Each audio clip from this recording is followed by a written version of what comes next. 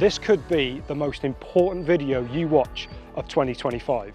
Spring is just around the corner, but I bet most of you haven't done this. So you've hatched your plans for the year, you've made your target list, you know the venues you're going to be fishing.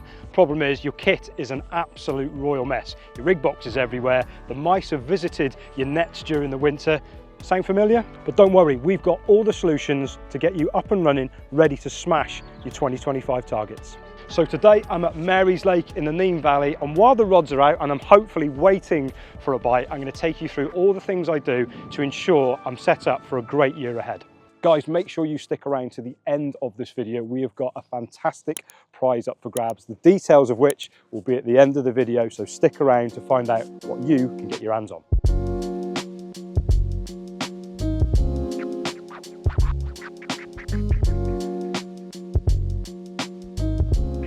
So first thing I like to do in the spring is change my line. Without doubt, over the 12 months, your line takes an absolute battering. So for me, first thing I like to do for the year ahead is get fresh line on all reels. That gives me maximum confidence knowing that the line is brand new and ready to go for the rest of the duration of the year. My line choice always is the Exocet Pro in the 20 pound. Now, a lot of you will be thinking, why 20 pound? Why so heavy? It's purposely down to confidence. I like it because it's a 0.37. I feel it just gives it a little bit more heavy in the actual line itself, which helps with the sink rate.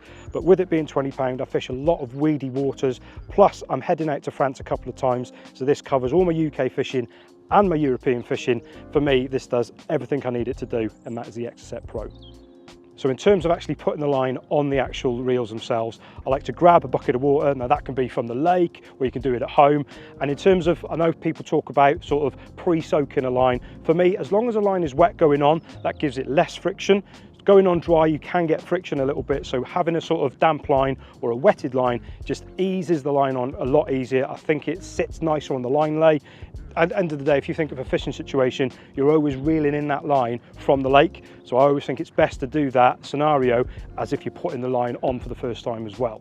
So in terms of putting the actual line on the reel itself, very, very simple knot. I literally just make a big loop, then another loop over that, and then I spin round 3 or 4 times, pull those together, and that actual knot can slide then. I then slide it down onto the actual spool, nice and tight, bed it down in the actual crevice, and then I just snip the tag end, and then you're ready to go. Okay, so the reels we're using are the 12,000 XCs. Now those spools hold just over 300 meters, which for this line is perfect. These are 1,000 meter spools, so I get to do all 3 reels with 1 spool. So once my reels are all sorted, the next item to look at would be my landing nets. So after a closer inspection of the nets themselves, I can see I've been visited by our little rodent mates. Now this could have been at the shed at home or on the bank, where we all leave our nets on the floor at times, and you know, they're going to be chewed, unfortunately. But without doubt, once you've started getting holes like this, they're only going to get bigger. So this is the perfect opportunity to get that new replacement spare mesh out and get it whipped on, ready for the year ahead. So when it's time to replace the actual mesh, that is literally all you have to replace. The arms are the same, the actual running cord is the same. We're literally taking one or the old mesh off and we're putting the new one on. And thankfully, I've got the upgrade here, which is the new camo version, which I've been waiting to get my hands on. So we're going to quickly take the old one off and show you how easy it is to put the new one on. Before we take the mesh or the old mesh off, I'm going to quickly show you how to break the net down. Now, I know some of you will be like, I'm teaching you to suck eggs and whatever, but there is a lot of people who do struggle with taking the arms off a spreader block. So a quick little tip on how to do it. If you look at most landing net arms, they are under tension. There's always a bow in the actual arm itself, and that's obviously to keep it in the spreader block. So all you've got to do is take that tension off the bow, so you're almost making the arm straight again, and as soon as the arm is straight, it will literally just pop out. So all I do is put this into your chest here, put your elbow into that arm, and with this, your palm of this, you're just literally pushing it away. That takes the tension out of the bow and you just pop it out, and it's that simple. It's really, really easy. There is a knack to it. The more you do it, you'll find it very, very simple, but all you're doing is taking the tension out of that bent bow arm, and it'll pop out very, very easy. Taking the actual mesh off itself, working with one arm first. It doesn't matter which one you choose, left or right. It'll probably depend on if you're left or right-handed, but literally you're just bunching up to the corner, pulling it round. That then exposes the actual cord, which obviously stays in place, and then you're just pulling this round, and again on the other arm you're just pulling it around. So you're literally just teasing the whole mesh around the circumference of the actual arms and the actual cord. It does get a little bit tight in one area, but once you pass that, it'll just fall off easy as you like. So once you've actually passed the net around the circumference, it's literally a doddle then just pulling the rest of it off like so, and that's it. Your old mesh is off, ready for the new one to go on. As we said before, once you've removed your old mesh, you will be left with your two 42-inch arms and the front cord. Now, it is important as well just to check the cord, just to make sure it hasn't got any little nicks or any frays in there. So just on checking this now, that feels absolutely fine to me. So that is ready for the new mesh to now go on. So what we're going to do is take the mesh itself, and it's just exactly the same as threading it on. You're going through around the whole circumference of the actual arms and the cord, and then moving it down the second arm. So that's all done, and it's all ready to go back on your landing net handle for the year ahead. Hopefully we'll be christening this very, very soon. So next up to have a look at is the armory, the tackle box, and I can straight away, by opening it, I must have been in a rush packing up last time because it is an absolute abomination. Feng shui is not in the building here, so this needs a proper sort out. I've got hooks where there shouldn't be, I've got lighters where there shouldn't be, my leaders, like that is an abomination. The beauty of the Fox Edges tackle box is the top compartment here. We've got all these lovely compartments, and to be fair, it's the only thing that is constantly kept tidy. So on opening sort of the various compartments, I can see certain sort of chambers are empty, so I know there is certain swivels I'm down on, or sort of hook rings, things like that, little beads. So I've made a list of what I need before I came here, and also I'll be making a list once I've tidied this up for when I get back to order from the tackle shop, to make sure I'm ready for the 2025 season ahead with a fully stocked, ready to go tackle box.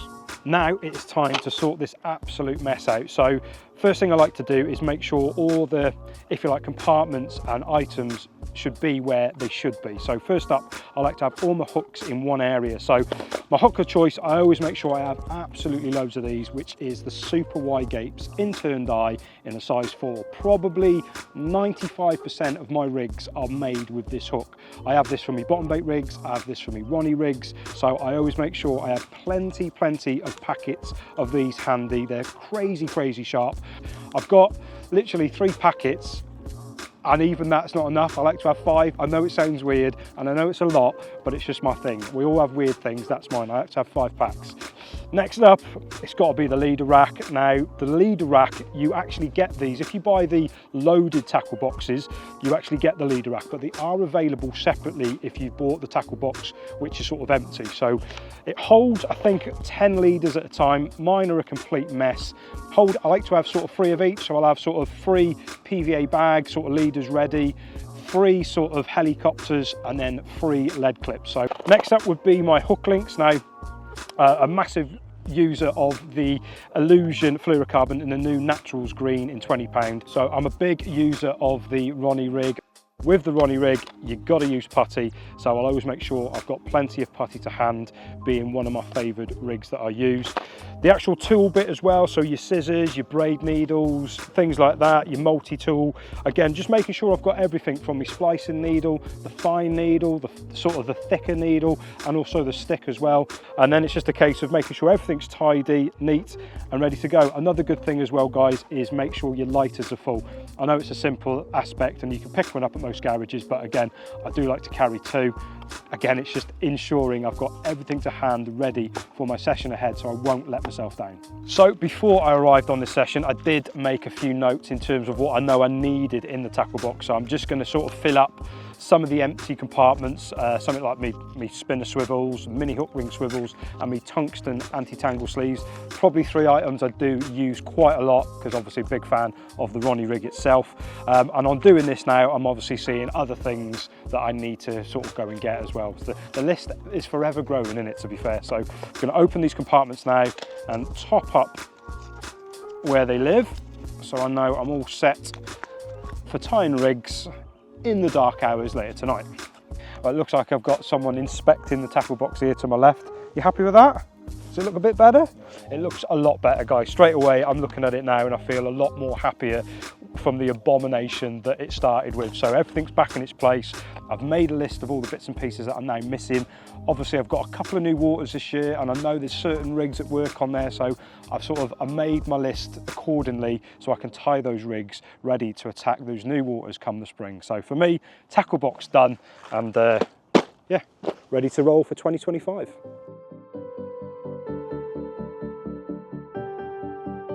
The sun is setting here in the Neem Valley, and I tell you what, it's an absolutely beautiful evening to be sat behind the rods.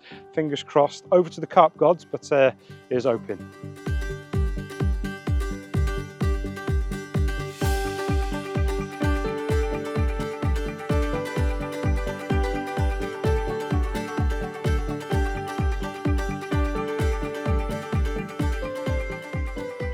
Well, good morning folks, and as you can see, the sun is up again. We've got a nice ripple pushing into the bank, but unfortunately no carp to tell you about. But yeah, so in terms of fish activity, very little to report. So we'll crack on with what we are talking about, which is getting ready for the spring, getting all sort of kit prepped. So I've nipped back to the van, and I've got the bag in front of me is my literal essentials. So effectively, this stays in the van, it never comes out the van. This is my Goot Bag. Now, some of you are probably going, what the hell is a Goot Bag? It basically stands for get out of trouble. So this, everything in here is scenarios that I've been faced with over the sort of last 25 years of carp fishing. Not just myself, my mates as well, that have got into sort of situations, and I've learned from their mishaps or their sort of things that have gone wrong with them. So everything in here is to get me out of a trouble if that situation arises. So let's get into it, and I'll show you what's sitting in the Goot Bag. Right, so open her up. I'll first off talk with what's on the top, because the water behind me, we are fishing for 50 pounders, and here in front of me is my PB port, and believe it or not, that has sat in this bag. Well, it's been in various bags over the last 13 years, because that's how long I've been waiting to break my PB. So this little port will be sitting in there for whenever one of these rods rattle off and I'm staring down at a PB again. But so far I've been waiting 13 years, so that'll be back in the bag. Now, moving on to other stuff, I don't need to tell you about that. We've all been there, we've all been caught out, so I always have a spare one of them in the Goot Bag. We'll pop that there so it's not in the mud. Another massive edge here is one of them. I cannot tell you how important it is to have a first aid sort of kit on you at all times. I've literally been in so many scenarios, not just me. I know you can probably count on one hand bad instances you've had as an angler, but it just sorts out any scenarios that might occur on mishaps. So very important to have a first aid on me. Other than that, I've got spare batteries, where obviously sometimes your alarms run out, or your head torches if you haven't got the rechargeable ones, but having some batteries to hand definitely for your alarms is a plus. Again, it's those scenarios that I've been faced where I've run out, and thankfully the Goot Bag has come into fruition. So spare batteries. I've got leads as well.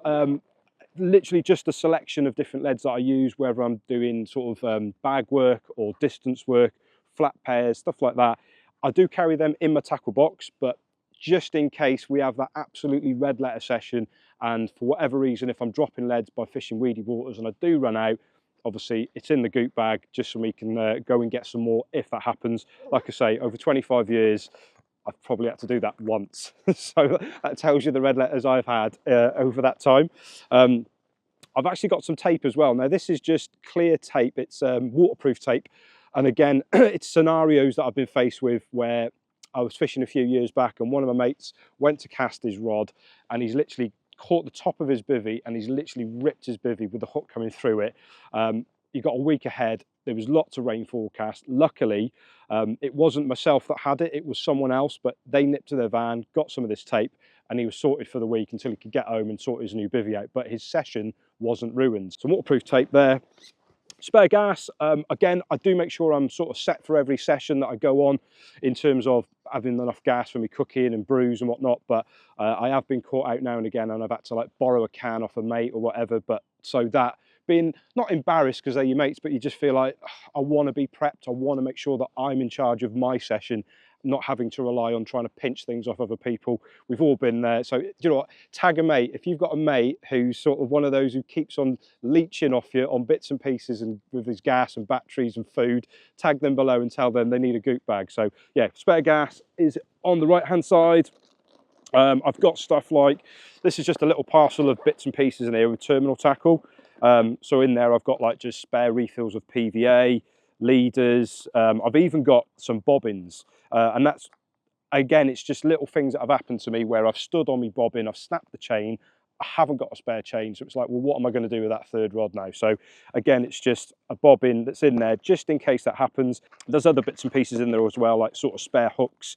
Again, my favourite patterns being the super wide gapes. I know I keep a lot in my tackle box, but again, that is more of those in here. You might see a little obsession there forming, and it is for the hooks. That's definite. Some putty as well, because I do go through a hell of a lot of putty.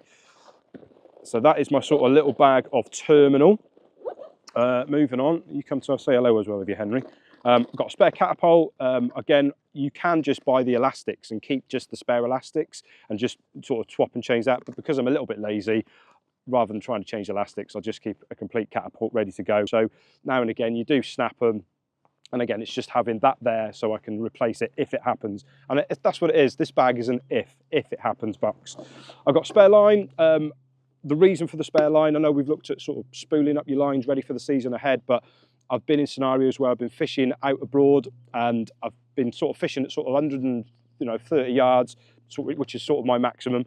But I've literally been fishing over mussel beds, which I didn't know about, under the rod tips, and I've sunk the line. I've gone to reel in the morning and I've had like mussels pinch the line, and straight away I've got 130 yards of line that I now can't use. I've got to cut the spool.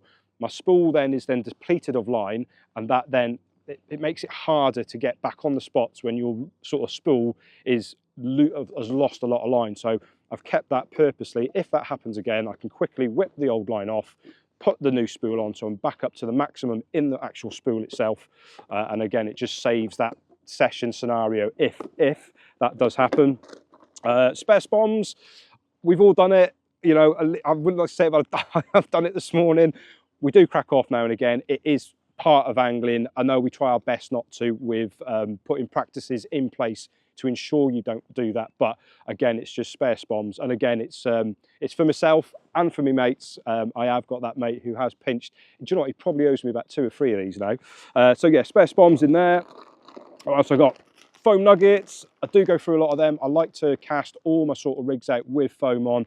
I just have that peace of mind knowing that it's not tangled, it kicks away, and I just do feel that the rig foam helps. So I do go through a hell of a lot of that. I've even got some spom braid as well. That is purposely the same sort of thing, due to crack-offs, things like that. You know, if you've depleted that reel of braid, you'll find it harder to recast that same distance. So having that to hand is there. Again, I've got PVA bag stuff. And that sort of makes up my Goot bag. That is my essential stuff. Now, if you think I've missed anything that you think, you know, I would put this in or this would suit me better, let us know in the comments below, guys. Drop us some information what you think should be in the Goot bag as well. But essentially, that is mine. That's me covered. If any mishap should happen, like I say, that sticks in the vehicle out the way, and we can top up as and when we need.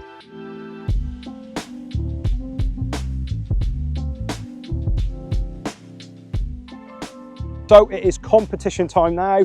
How would you like to get your hands on a medium loaded tackle box? All you've got to do is tell me what the name is for my goodie bag that I keep all my emergency essentials in the comments below. Tell me what that bag was called, and that will enter you in this competition to get your hands on a brand new Fox Edges medium tackle box. So I don't know about you guys, but I always get excited at this time of year for the sort of year coming ahead. There's sort of tickets you've obtained or day tickets you know you'll be targeting, and those sort of wish lists of big fish you want to try and capture. And I think it's this point now, by getting excited, getting ready for that year ahead, you can get yourself properly prepped with the kit you may be needing if you're heading to that certain venue that you've sort of honed in on and wanting, oh, I'm going to go after this fish and I'm going to go fish there. So with that as well, you can also do a bit of homework from the comfort of your own home, and that is getting on Google Earth. You know, if I've obtained that ticket of that certain venue, get on Google Earth. That will show you the shallower spots of the actual, you know, the venue itself, of where the north winds will be pushing into, especially in the summertime when you've got those big southwesterlies coming in. What swims will that occupy? Will those fish move on that wind? So Google Earth plays an absolute massive part in that. And I'll be teaming up with that, knowing the compass as well of your, you know, your north, south, east, west, and you can actually start making up a plan in your own mind of certain times of the year, your springtime, where you think the fish might go to, summertime, where they're going to be visiting shallower areas of the lake for getting the warmth on their backs, things like that. All that plays a part. So doing that homework before you start sort of walking the banks will give you a little bit more in your armoury to go and attack the quarry ahead. But unfortunately, guys, we are looking like it's going to be a fishless trip here. Really did think we might get one and sneak one on this sort of on this session, but you know, at the end of the day, we are fishing 80 acres of water. Apparently, I think there's only me and another guy on. So I think when you're fishing these sort of size waters, I could be a mile off the fish. We haven't seen anything. We've been up since first light this morning, proper scanning the water, and yeah, they're not giving themselves away. The joys of fishing winter. But I hope you can take something from this video of the tips and the advice that we've sort of put to you on the camera and put it into your own fishing for the year ahead. I'll be going back myself now. I've got some new tickets I'll be doing my homework on. I'm really looking forward to the year ahead. So yeah, hopefully you can take a bit from this film, and you've got a good year ahead for your own angling. But I just want to say a massive thank you for watching the film. Give us a like and a subscribe on the channel. If you want to see some more tips, some more advice and things like this, head over to our Fox community group, which is on Facebook, called the Syndicate. And on that group, which is on Facebook, you've got a whole host of absolutely amazing anglers giving you tips, giving you advice, the likes of Mark Pitchers, Mozza, Steve Spurgeon, Harry, Lewis. They're all on there interacting with the members. So definitely head over to Facebook, come and become a member, and you can pick up, literally there's posts every day about helping us all try to improve our fishing and put more fish on the bank. So yeah, from me and the little hound who's gone back to the bivvy at the moment, we'll bid you a farewell. Thank you ever so much for watching, guys. Make sure you like and subscribe to the YouTube channel, and hopefully we'll see you on the next one.